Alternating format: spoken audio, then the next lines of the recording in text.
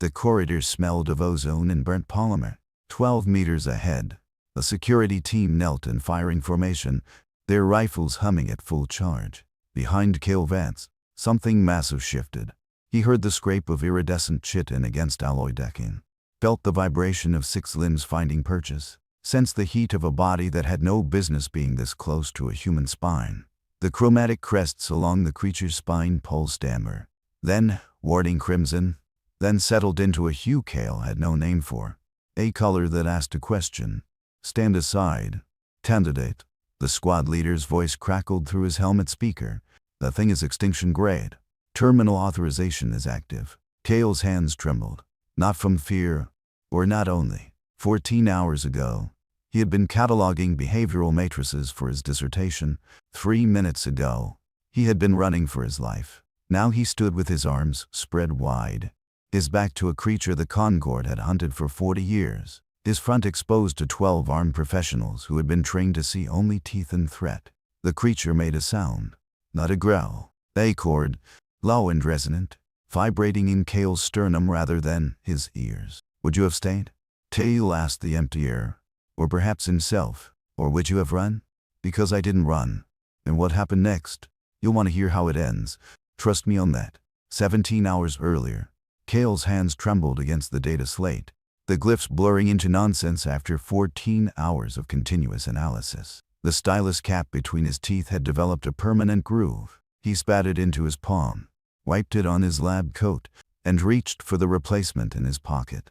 His fingers brushed the worn photograph tucked beside it, a rescue dog with mismatched eyes. His sister's hand visible at the edge of the frame. Broken things deserved patience. He had written that in his dissertation proposal. His advisor had called it sentimental. Cale had not changed the wording. The Zephyr Orbital Institute hummed around him. A ring-shaped station orbiting the gas giant Zephyr Prime, its enobiology vaults stretching along the inner curve, like ribs in a mechanical chest. Stasis pods lined the corridor outside his lab.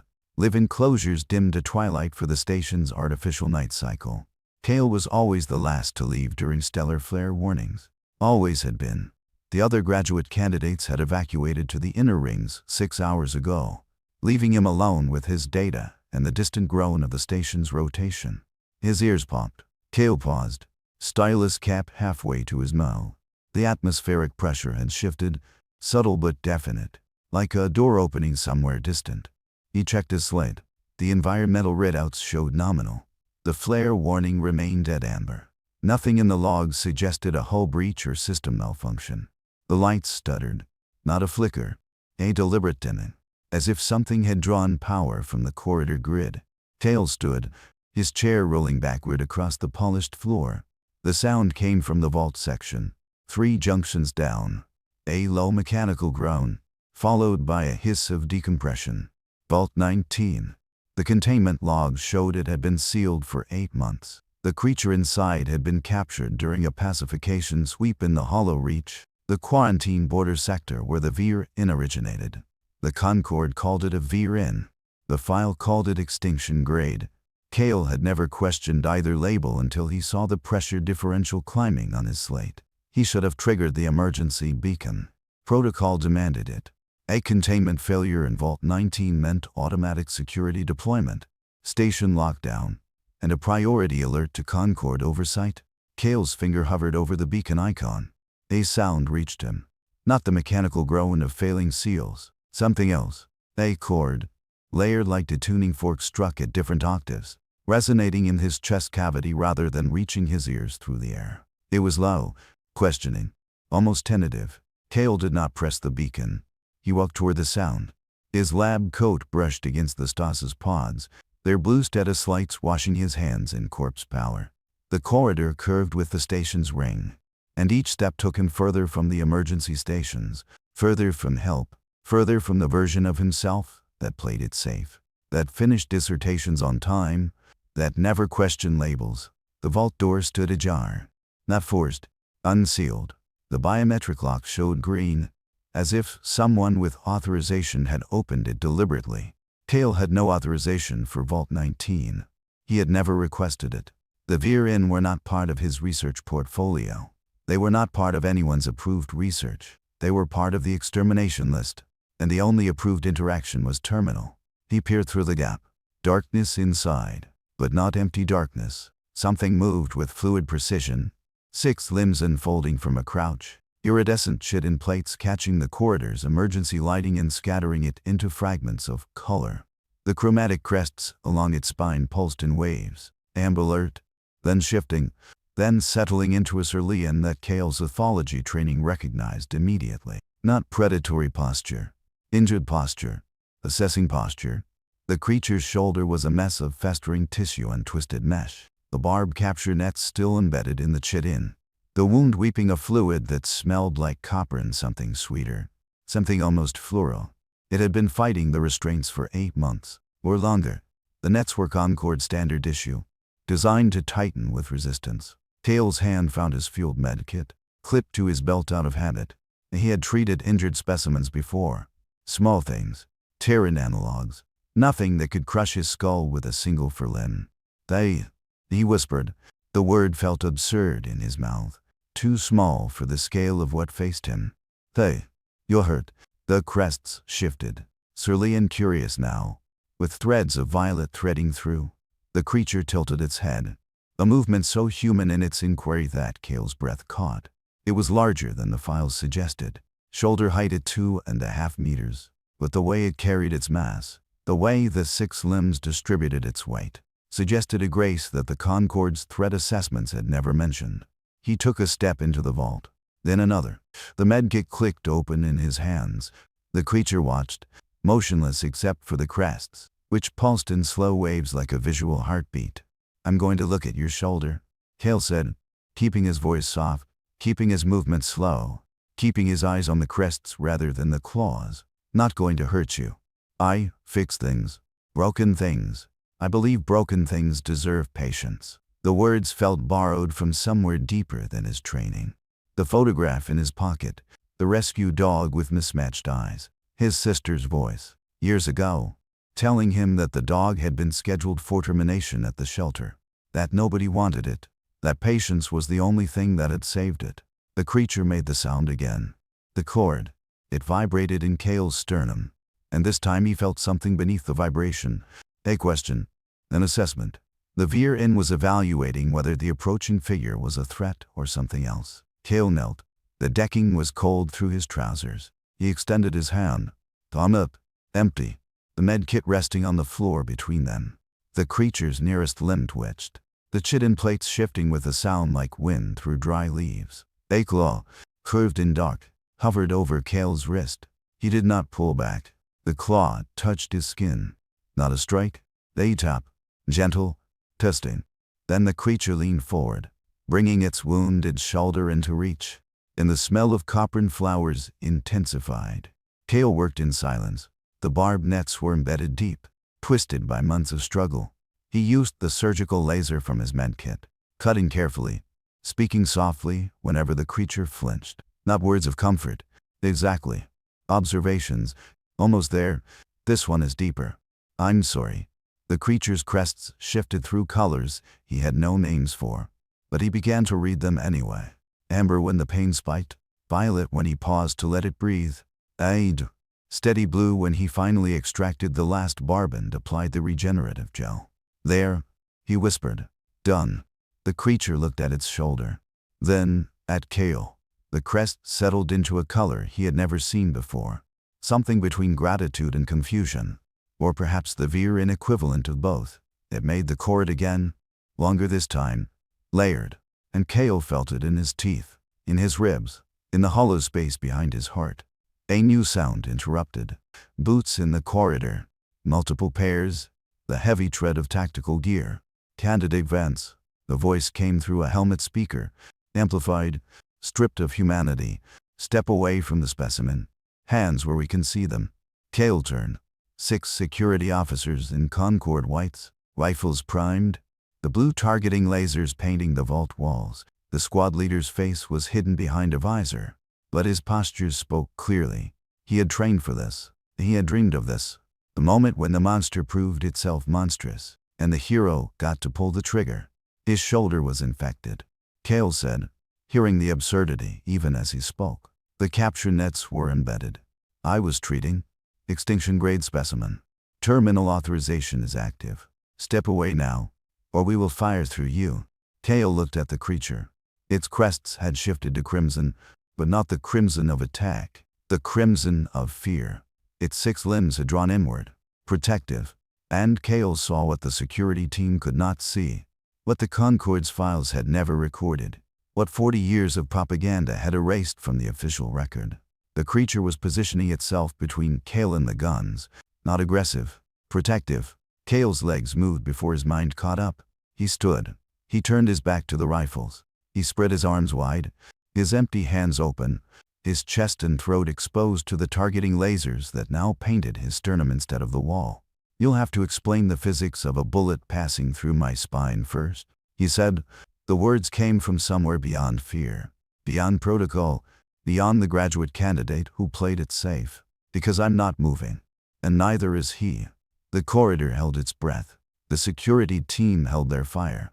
Uncertain, their training manuals containing no protocol for a human shielding a monster. Behind Kale, the creature lay down, 6 limbs folded beneath its body, its massive head lowered until its jaw rested against the decking. The chromatic crests dimmed to a soft, pulsing blue, and it showed its belly to the station, to the guns, to the galaxy that had called it a world killer. The standoff lasted 11 seconds. Kale counted them in his heartbeat. Then the squad leader's radio crackled with new orders, and the rifles lowered, and a new voice entered the corridor. Director Sierra Voss, her authority whites immaculate, her expression unreadable. "Candidate Vance," she said, "you have just made yourself the most interesting problem on this station. Follow me, both of you." The director's office overlooked the station's inner curve, the gas giant storms painting the viewport in bands of amber and rust. Kale stood at attention. The creature, Thorn, seated beside him with a calm that seemed to unnerve the guards more than aggression would have. The name had come to Kale during the walk from the vault, unbidened, fitting the chord the creature made when Kale had finished treating its shoulder. "They sound like thorns growing into flowers." Director Voss studied them from behind her desk. She was Vossin, one of the Concord's member species, her dense violet fur catching the viewport light, her 6 arms arranged in the consensus gesture of her people. Gentle eyes. But Kale had seen those same eyes sign termination orders. "Overseer Castellan Vorn is en route," she said.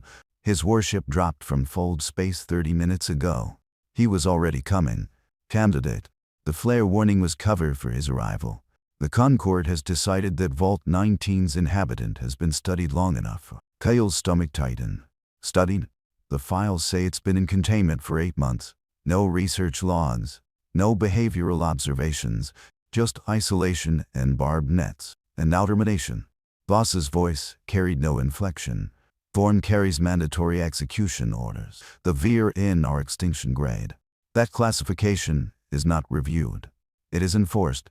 Thorn's crests pulsed, a slow shift from blue to something darker. Kale placed a hand on the chitin plates nearest him, feeling the vibration of the creature's breathing, the warmth beneath the iridescent surface. He had touched this creature for less than an hour. He had known it for less than a day. But he felt the weight of its history in the tension of its muscles, the careful way it held its mass, as if expecting pain from every direction. "How long?"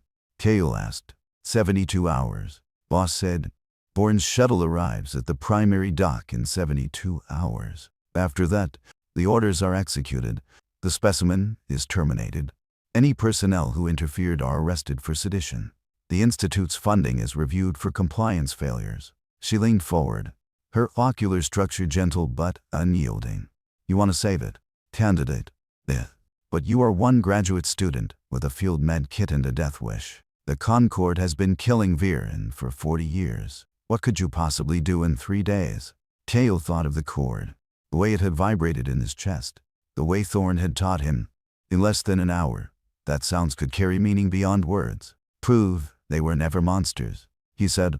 "Prove the classification is wrong.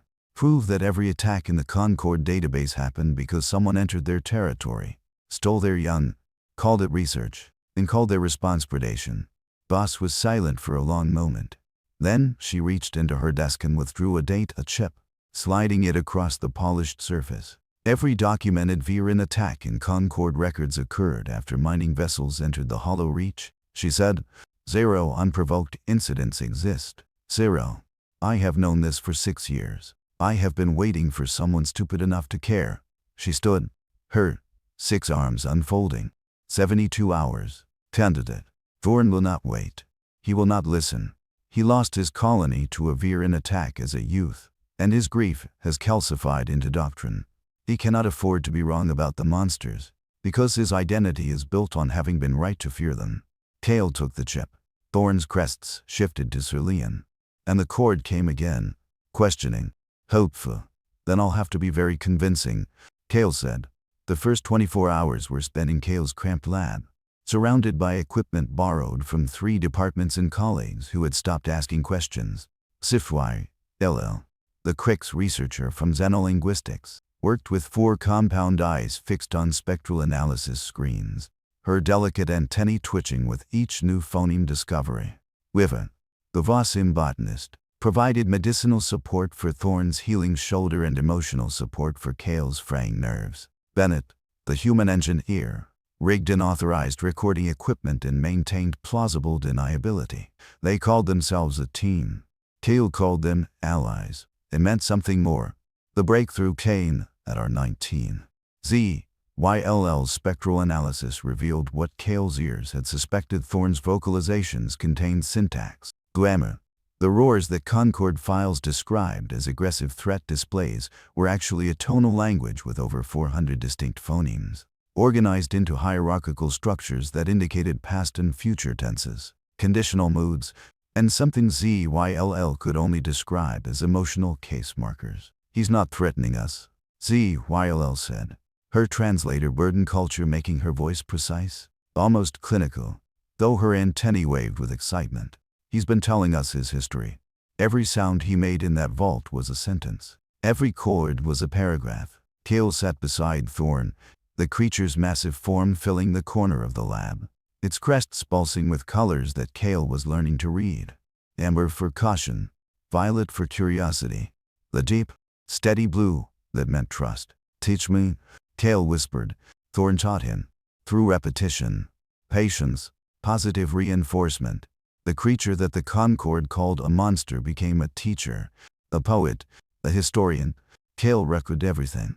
The tonal language had no written form, no alphabet to transcribe, so he developed a color-coded notation system, mapping the phonemes to the crest displays, building a dictionary from gestures and sounds. At R23, Thorn made the longest vocalization Kale had yet recorded. It lasted for minutes and 17 seconds. ZYLL's analysis showed it was not a threat. It was not a warning. It was a grief song, a history of the Viren nursery dens in the Hollow Reach, communal hunts under twin moons, children stolen by skyships that descended without warning, parents who never stopped searching, who attacked the invaders not from predation but from desperation, from the same protective instinct that had made Thorn position himself between Kale and the guns. It was not a threat, Kale said, his voice hollow with understanding. It was a funeral. Every attack was a rescue mission. Every world killer was a parent looking for their child. River's gentle ocular structure glistened. The young taken by early expeditions were not specimens. They were children stolen from nursery dens. The Concord built its extermination list on the grief of parents. The lab fell silent except for Thorn's breathing, the slow vibration of his crests, the recording equipment's soft hum. Kale looked at the data they had compiled. 40 years of misclassification. 40 years of genocide built on a lie. 3 days to undo it. He checked the time. 49 hours remaining. We need more. He said, we need other Viren. We need testimony from the Hollow Reach. We need something that Vorn can't dismiss as academic theory. ZYLL's antennae flattened. The only other Viren in Concord space are in containment facilities, classified locations. We would need to. Sanctuary outpost. Bennett interrupted. The engineer had been quiet, working on the recording equipment, but now he turned, his face grim. Rogue research haven beyond Concord jurisdiction. They have a Viren population there. Refugees from the sweeps. Dr. Bunja runs the place. She's been trying to get this evidence for decades. Sanctuary is illegal, River said, His low-frequency voice gentle but certain. Approaching, it means defection. It means never coming back. Kale looked at Thorn. The creature's crests had shifted to a color Kale had no name for, something between hope and mourning. He thought of the photograph in his pocket, the rescue dog, the patience that had saved it. If I run, I'm a fugitive and he's dead. Kale said, if I stay, I have 2 days to undo 40 years of propaganda. Either way, I don't get to be the grad student who played it safe anymore. He stood, his decision made, his fear transformed into something harder, something that would not bend. We're going to Sanctuary, he said. Tonight. The escape plan relied on timing, luck, and Director Voss's unspoken complicity. Shuttle Bay 7 was on the outer ring, far from the primary dock where Vorn's shuttle would arrive. Bennett had disabled the surveillance grid in Sector 4, creating a blind corridor that led from Kale's lab to the bay. River carried medical supplies. ZYLL carried the linguistic data, encoded in a chip hidden inside her chitinous exoskeleton. Kale carried Thorn's trust, which weighed more than anything physical. They moved through the station's night cycle. The corridors dimmed to emergency lighting, the artificial gravity fluctuating slightly with the gas gyro pull. Thorn moved with a silence that seemed impossible for his size, his 6 limbs finding purchase on walls and ceilings when the corridors grew narrow.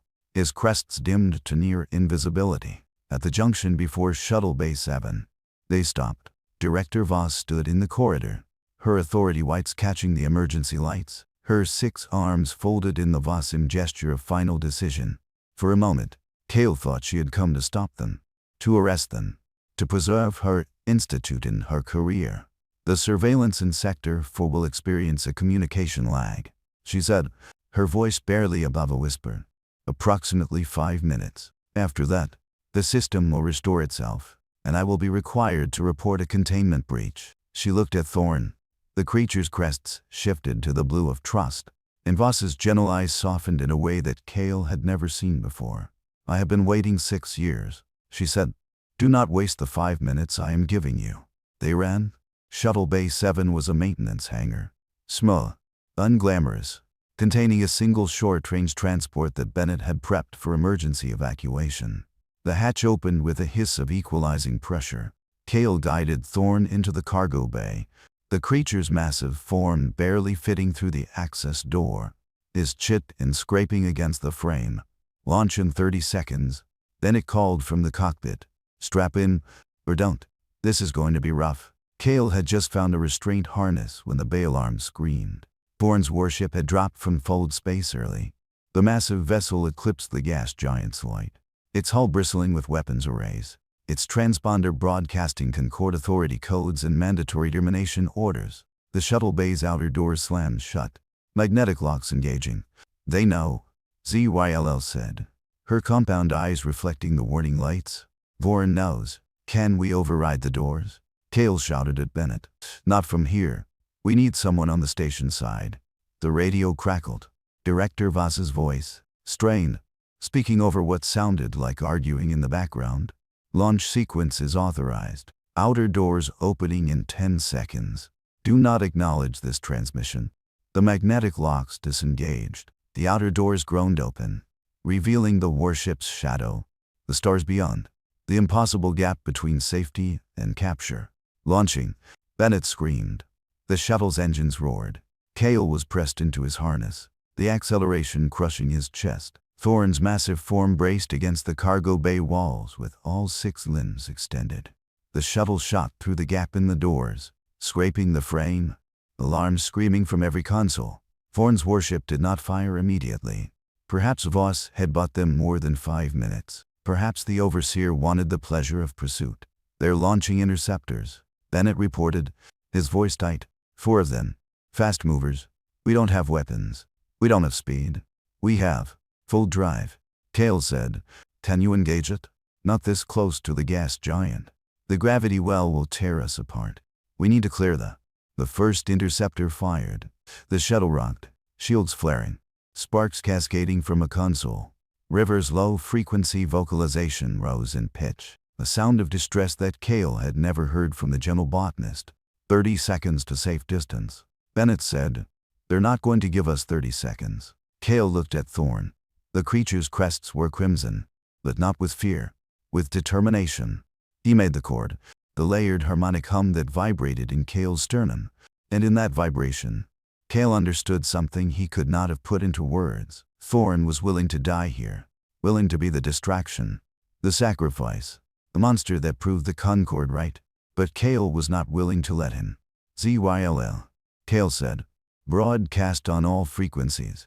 Everything we have. The linguistic proof, the history, the grief song. Broadcast it now. Let them hear what he really is. The Crix researcher moved with the speed of her species' information processing. Her hands dancing across the communication console. The shuttle's transmitter engaged, sending the data in a burst transmission that would reach every receiver in the sector, including Vorn's warship, including the station, including any independent vessels that might be listening. The interceptors closed, weapons locked. Then the radio crackled with a new voice. Human, rough, unaffiliated, unidentified shuttle. This is the independent vessel Hollow Song. We heard your broadcast. We're opening a corridor. Follow our burn pattern and do not deviate. 3 ships dropped from fold space ahead of them, their hulls scarred, their transponders broadcasting no Concord codes. Independent vessels, rogue traders, refugee sympathizers. They formed a wedge between the shuttle and the interceptors, their shields flaring as they absorbed the first volley. Go, the voice shouted. Now. Then it engaged the full drive. The shuttle's engines screamed, the gravity well clawing at them, the independent vessels taking fire meant for them. Kale felt the familiar nausea of fold space translation, the moment when reality bent and distance became negotiable. The stars vanished, the warship vanished, the interceptors vanished. They were gone. Kale slumped in his harness, his hands shaking, his breath coming in gasps that felt like sobs. Thorn's cord reached him through the cargo bay. Low, questioning, hopeful, the hum vibrated in his sternum. And this time, Kale thought he understood part of what it meant. Not goodbye. Not yet. Soon. The fold space nausea lasted 11 minutes. Kale counted them by the throbbing in his temples, the taste of copper in his mouth, the way Thorn's harmonic hum cut through the disorientation like a lighthouse beam through fog. When reality reasserted itself, the viewport showed stars he didn't recognize, constellations scrambled by translation, in a station that looked less like a research facility and more like a promise someone had kept against impossible odds. Sanctuary outpost drifted against the void, its hull patched with mismatched alloys, its docking bays lit by lamps that flickered with independent power sources. No Concord whites, no authority transponders, just a haven built by people who had decided that illegal and right were not synonyms. Dr. Mara met them at the airlock. She was elderly, her species quadrocular, for gentle eyes arranged in a diamond pattern across a face mapped with age lines that Kale's human instincts read as wisdom. She wore a coat that had been repaired so many times the original color was theoretical. You brought the song, she said, before introductions, before protocol, before anything that the Concord would have demanded. We heard it on the burst transmission. The grief song, the history. She looked past Kale to Thorn, and her eyes glistened with a moisture that might have been tears or might have been the natural secretion of her species' emotional response. Welcome home, child. Welcome home. Thorn's crest shifted to a color Kale had never seen before, something between sunrise and relief. The creature made the chord, and this time it was answered. From the depths of the outpost, other voices rose, other veer in, their harmonics layering with Thorn's until the airlock vibrated with a symphony that made Kale's ribs ache and his eyes burn. They were not alone anymore. The proof was no longer theoretical. The 72 hours had become 41. Thorn's warship had tracked their fold space signature, not precisely enough for immediate interception, but precisely enough to know where they had gone. Sanctuary outpost existed in a legal gray zone, technically beyond Concord jurisdiction, practically within reach of any warship willing to ignore technicalities. Dr. Bive Amara's briefing was held in a common room that smelled of recycled Darren medicinal herbs. River's botanical expertise immediately finding kinship with the outpost's makeshift. ZYL set up her analysis equipment on a table that wobbled until Bennett stabilized it with a welding torch. Thorn rested in the corner, surrounded by other Viren who touched his chit in with their own crests. exchanging colors and harmonics in a language that needed no translation. The Concord will demand extradition, Amara said, her eyes tracking each of them in turn. Thorn will not negotiate. He has built his career on the extermination list, and the Vir-In are its cornerstone. If they are reclassified, every decision he has made for 40 years becomes questionable. He will burn this outpost to prevent that. Then we need to make burning it pointless. Kale said, we need the evidence to reach the Concord Council before he can stop it. A formal hearing. Public testimony. Something he can't silence with a warship. Amara's age lines deepened. The council meets in 6 days. Standard agenda. No Vir-In reclassification is scheduled. Thorn controls the docket. Then we change the docket? Kale said. He pulled the data chip from his pocket. The one Director Voss had given him. The one ZYL had expanded with 40 hours of linguistic analysis. The one that contained a species history in harmonics and colors. We have proof of sentience. Proof of language. Proof that every attack was defensive. We have Thorn, willing to testify. We have independent witnesses. We have a graduate student. Amara interrupted, her voice gentle but firm. The botanist, an engineer, a xenolinguist, and a creature the Concord has trained billions to fear. Thorn has a warship, 40 years of propaganda, and the full weight of bureaucratic inertia. Do you understand what you are asking the council to do? Kale thought of the corridor in Zephyr Orbital Institute. The rifles humming at full charge, the targeting lasers painting his chest. The moment when he had chosen to stand between Thorn and the guns, and Thorn had chosen to lie down and show his belly to the galaxy. I'm asking them to kneel, Kale said, to expose their throats, to be vulnerable enough to see clearly. It's the only defense that ever. Amara was silent for a long moment. Then her eyes shifted to Thorn, to the other Vir-In, to the harmonics that still vibrated in the recycled air. The council meets at the Spire Auditorium. She said, Capital Station, billions watching via broadcast. If we can get Thorn inside, if we can make him visible before Thorn can declare him a threat. The procedural rules require a hearing. Thorn would have to argue his case in public. For the first time in 40 years, someone would ask him to prove the monster was real. Can you get us there? Bennett asked. I can get you to the capital system, Amara said. After that, you will be on your own. Thorn will know you're coming. He will have every checkpoint, every security protocol, every justification for immediate termination ready and waiting. Then we'll need to be faster than his protocols, Kale said, and louder than his justifications. The journey took 36 hours in fold space, compressed into subjective time by the drive's relativistic effects. Kale spent it learning from Thorn, the creature teaching him new phonemes, new color meanings, new layers of the harmonic language that ZYLL's equipment could barely capture. He learned that the Vir-In had no word for monster. They had a word for unseen, and a word for misunderstood, and a word for the grief of being feared for existing. He learned that Thorn had been captured during a search for his offspring, that the pacification sweep had destroyed an nursery den, that Thorn had been looking for children who were already dead, taken by earlier expeditions, catalogued as specimens in facilities he would never see. The knowledge sat in Kale's chest like a stone, heavy and sharp. He thought of the rescue dog in his photograph, the patience that had saved it, the patience that had not been enough to save Thorn's family. At our third Ifur, River found him in the transport's small observation deck, staring at the distorted stars. The Vosim have a saying, the botanist said, his 6 arms folded in the gesture of offering comfort. The most dangerous weapon in any civilization is not a gun.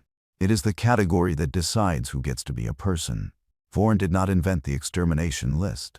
He inherited it. He maintains it because without it, he would have to face what was done to build it. Kale turned. Did you know? Before this, did the Concord member species know? River's gentle ocular structure glistened. We suspected. We did not ask. The Vosim are non-confrontational to a fault. We are easily overwhelmed by aggression. It is our weakness and our shame.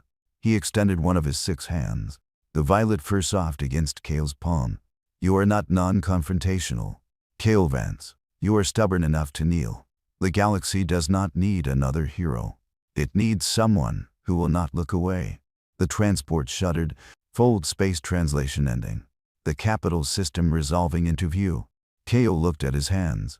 They were still trembling, but differently now, not with fear, with the weight of what came next. The Spire Auditorium rose from the Capitol Station like a blade aimed at the stars. Its concourse packed with representatives from 200 species. Its broadcast arrays reaching billions of viewers across the Concord. Kale walked through the security checkpoint with Thorn beside him, the creature's massive form drawing stares that carried 40 years of programmed fear.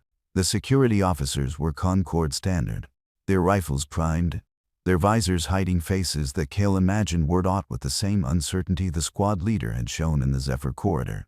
Thorn's crest spulsed blue. Steady. Calm.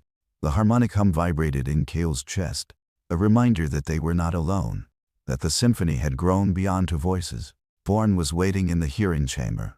He stood at the prosecution podium, 7 feet tall, in authority whites that bore zero insignia variation, his synthetic chrome skin reflecting the chamber lights in cold shards. His eyes glowed dice blue, the emotion dampeners active, and when he looked at Thorn, there was no flicker of recognition, no moment of doubt, only the mechanical precision of a man who had replaced his grief with doctrine. "Candidate Vance," Thorn said, his voice carrying harmonic suppression. "No warmth, only command frequencies. You stand accused of sedition, species endangerment, and illegal transport of an extinction-grade organism. The specimen will be terminated immediately. You will be detained for interrogation. This hearing is procedural only." Kale stepped to the defense podium. His hands found the photograph in his pocket. The rescue dog with mismatched eyes. The patience that had saved it. He thought of the corridor, the rifles, the moment when vulnerability had become the only real defense. "The Vir-In are not extinction-grade," he said, his voice steady despite the tremor in his hands. "They are sentient. They are linguistic. They are grieving parents and teachers and poets. I have proof. Linguistic analysis from a Crix enolinguist. Behavioral observation from a Vossen botanist. Historical records from the Hollow Reach. And I have Thorn, who is willing to show you what 40 years of propaganda has hidden." Thorn did not blink. Proof manufactured by sympathizers. The Concord's classification stands. The Vir-In have attacked mining vessels, research teams, colonies. They are predators. They are monsters. They are parents. Kale interrupted, the word cutting through Vorn's command frequencies like a blade through silk. Every documented attack followed the same pattern. Mining vessels entered the Hollow Reach. Research teams took Vir-In young for study.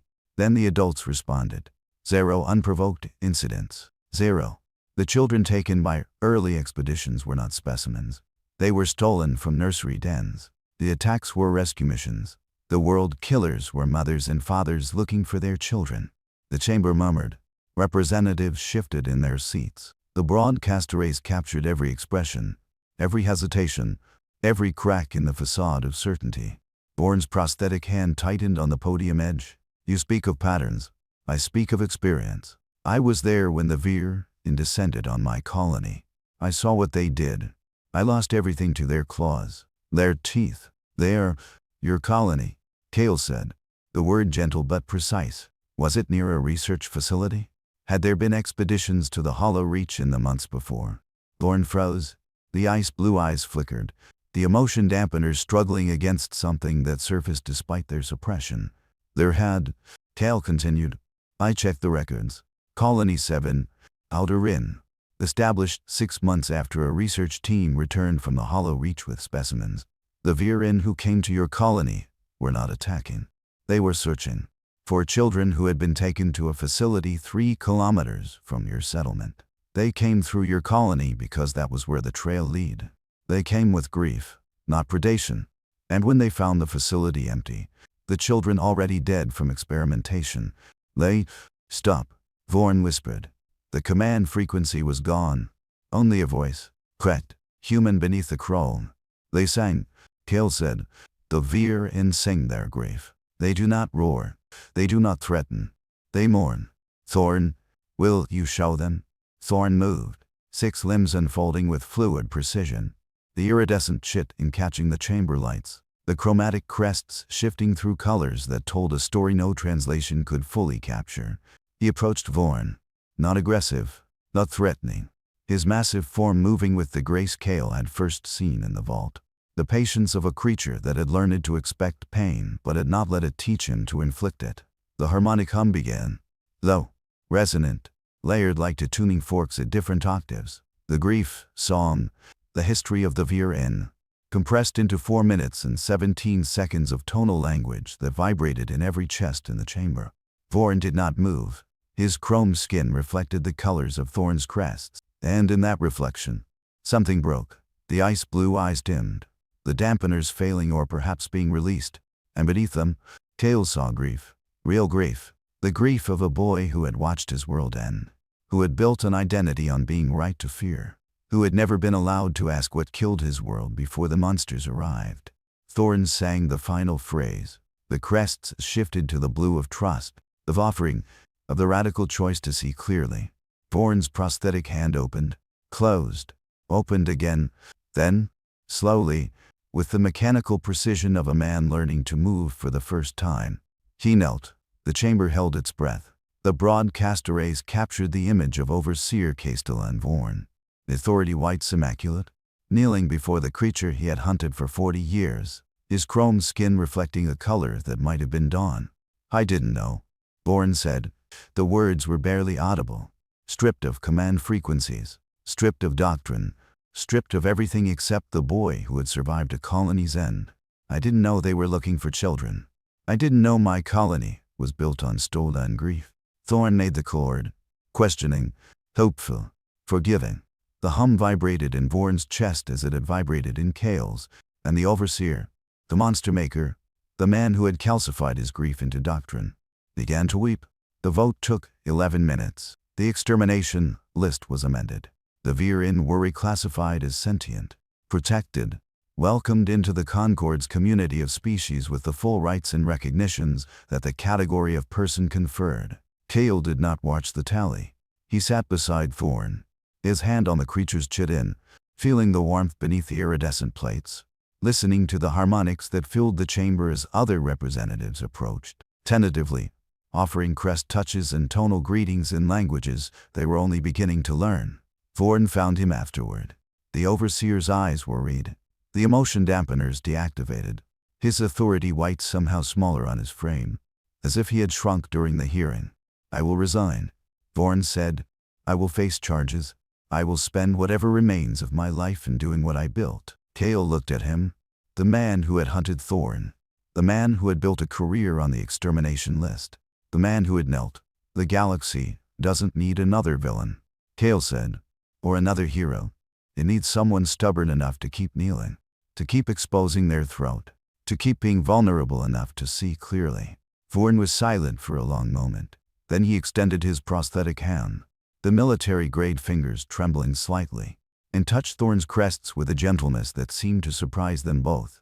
I will learn, Vorn said, if they will teach me. Thorn made the chord, forgiving, hopeful. Sunrise. The work of reconciliation was ongoing. Cale knew that. The reclassification was a beginning, not an ending. There were other species on the extermination list, other colonies built on stolen grief, other Vorns calcified into doctrine by pain they had never been allowed to understand. The galaxy did not change in a single hearing, a single vote, a single moment of kneeling. But it changed. Cale stood on the observation deck of the Spire Auditorium, looking out at the capital station's lights, the traffic of ships from 200 species, the stars beyond that held worlds he had never seen. Thorn stood beside him, his crests pulsing with colors that Cale could now read with something approaching fluency. The harmonic hum between them had become a symphony, not just between two individuals, but between species who had finally learned to listen. He thought of his dissertation, abandoned now, irrelevant, the behavioral matrices he had planned to catalog, the academic career he had mapped so carefully, the safe path that had seemed so important 17 hours ago in a lab that smelled of ozone and burnt polymer. Zifwayl found him there, her compound eyes reflecting the station lights, her antennae waving with the excitement of new linguistic discoveries. River joined them, his 6 arms full of botanical samples from the outpost's gardens, his low-frequency vocalization humming with contentment. Then it arrived last, the engineer's hands still stained with welding residue from repairing the transport. his grin irrepressible. They did not speak for a while. The silence was its own language, its own chord, its own proof that some things needed no translation. Cale reached into his pocket. The photograph was still there. The rescue dog with mismatched eyes, his sister's hand at the edge of the frame. He showed it to Thorn, who studied the image with crests shifted to violet curious, then made a sound that Cale interpreted as recognition. Broken things, patience, the radical choice to see clearly. The galaxy didn't need another hero, Cale said, not to anyone in particular, just to the air, to the stars, to the symphony that vibrated in his chest. It needed someone stubborn enough to kneel. Thorn lay down beside him, 6 limbs folding beneath his massive form, his head resting against the decking, his belly exposed to the light, to the stars, to the galaxy that had finally learned his name. The crests pulsed blue, steady, trusting. The hum continued. The symphony grew, and somewhere in the hollow reach, where nursery dens had been rebuilt and children ran beneath twin moons, a new chord was being struck. Cale didn't finish his dissertation. He didn't need to. The galaxy had become his thesis, and Thorn had become his family. Not by blood, by the radical choice to see each other clearly, to listen past the fear, to kneel unarmed before the unknown and trust that vulnerability was the only real defense. The station lights blurred in his vision. He blinked, and the blur became stars, and the stars became home. The hum had become a symphony, not just between Cale and Thorn, but between species who had finally learned to listen.